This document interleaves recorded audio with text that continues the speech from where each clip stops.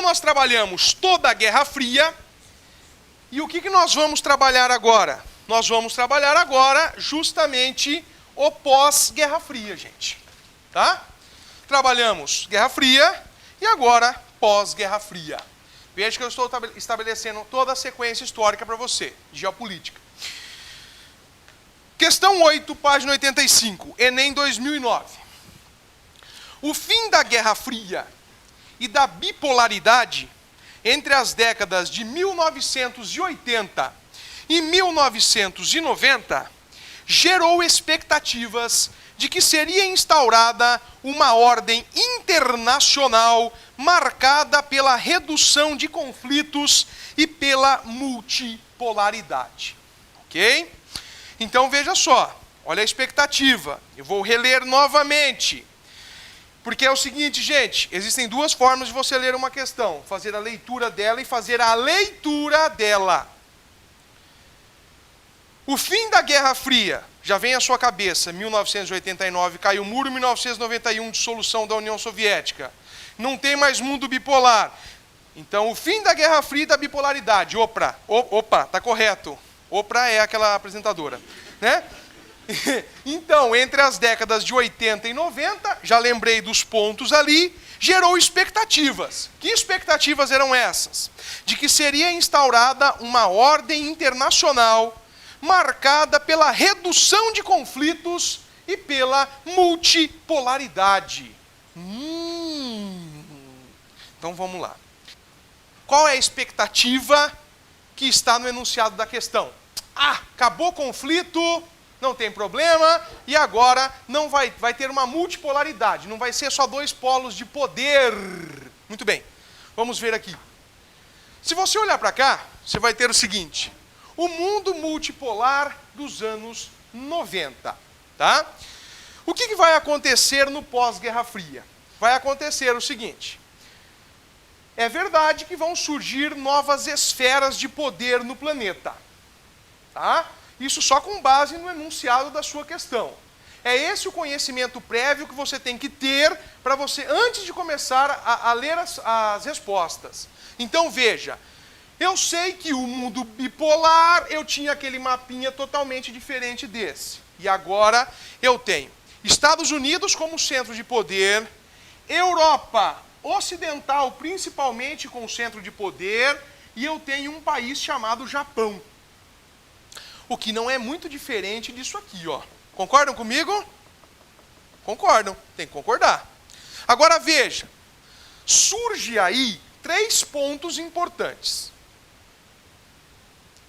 Vou começar do 3 para o 2 para o 1. O 3 é o quê? É o Oriente Médio. Concordam comigo? Que vai ser uma zona agora de intensa disputa. Qual é o nome do conflito que aconteceu em 1991 entre Estados Unidos e o Iraque? Guerra do Golfo. Pela primeira vez, as redes de TV do mundo mostraram uma guerra ao vivo. E os Estados Unidos mostrou para o mundo o que naquela guerra? O poder bélico que ele tinha. Bombardeando Bagdá, né? Toda a massa e o poder de fogo americano foi demonstrado ali. Dizendo, opa, quem continua no poder? Sou eu. Né? Sou eu. Agora veja. O segundo ponto, surge um paizinho michuruca. Né? Será? Não, gente, é a China. Maior população do planeta. Porque daqui a pouco nós vamos ver uma questão que dá continuidade nisso. Está aqui então a China com a maior população do planeta, produzindo como nunca. E ela vai iniciar toda uma abertura econômica e política.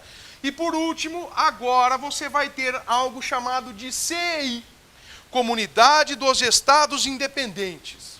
Tá? O que vai acontecer aqui na CEI?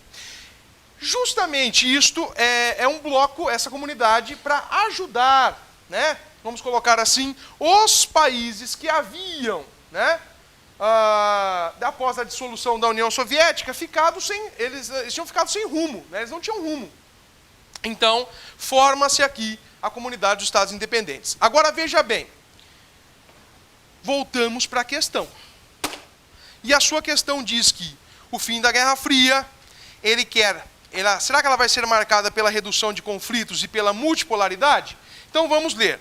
O panorama estratégico do mundo pós-Guerra Fria apresenta, vamos lá, o aumento de conflitos internos associados ao nacionalismo, às disputas étnicas, ao extremismo religioso e ao fortalecimento de ameaças como o terrorismo, o tráfico de drogas e o crime organizado.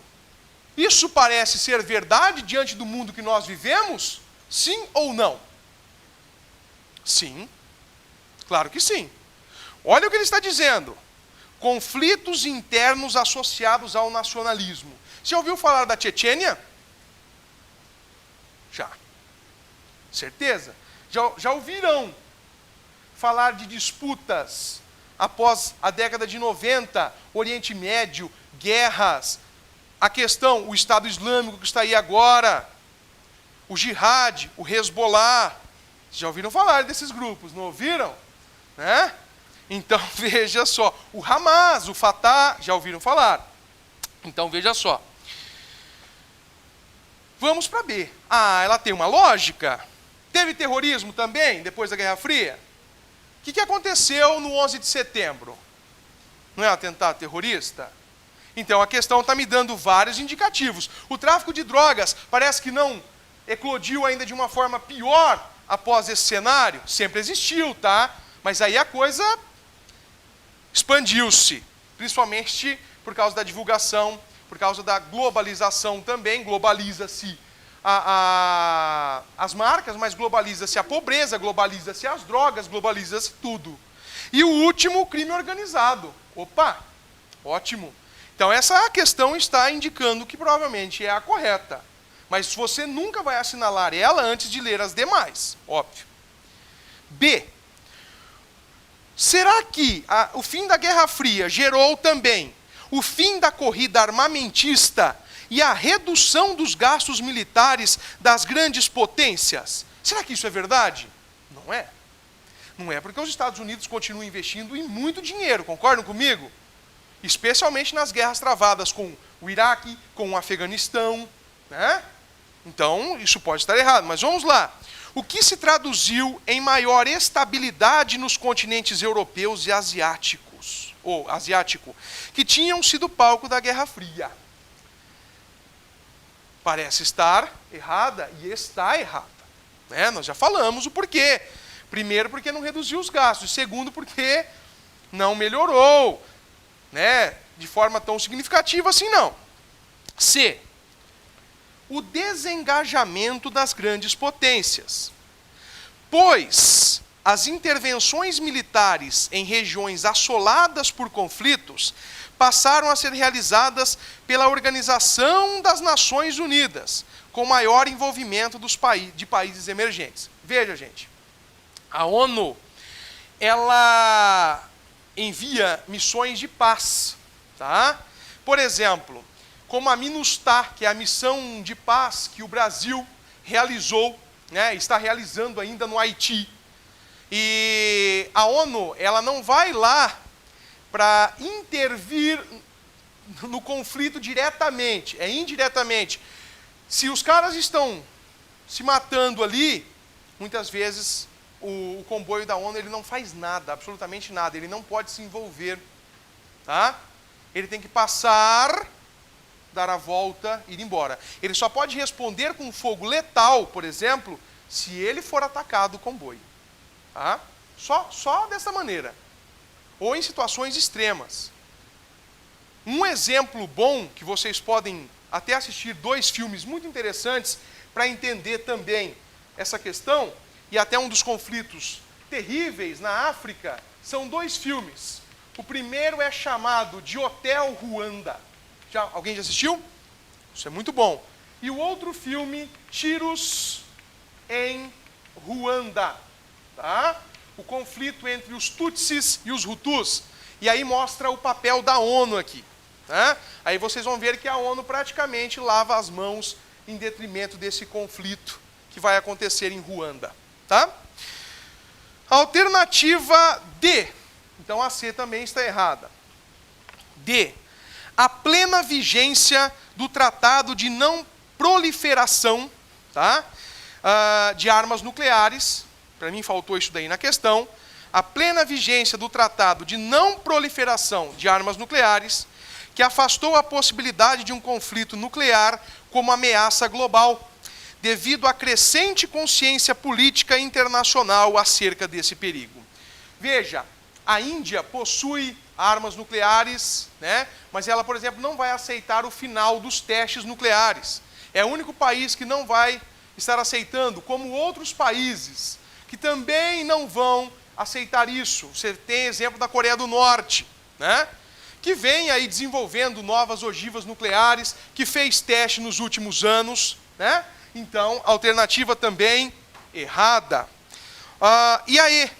A condição dos Estados Unidos como única superpotência, mas que se submetem às decisões da ONU no que concerne às ações militares. Verdade? Nunca. Veja, primeiro, não é só os Estados Unidos. Você tem outras áreas do planeta importantes. Mas, vem cá, a ONU, o Conselho de Segurança da ONU, autorizou os Estados Unidos a invadir o Afeganistão, a invadir o Iraque? Não. Mas mesmo assim eles foram lá e invadiram. Beleza?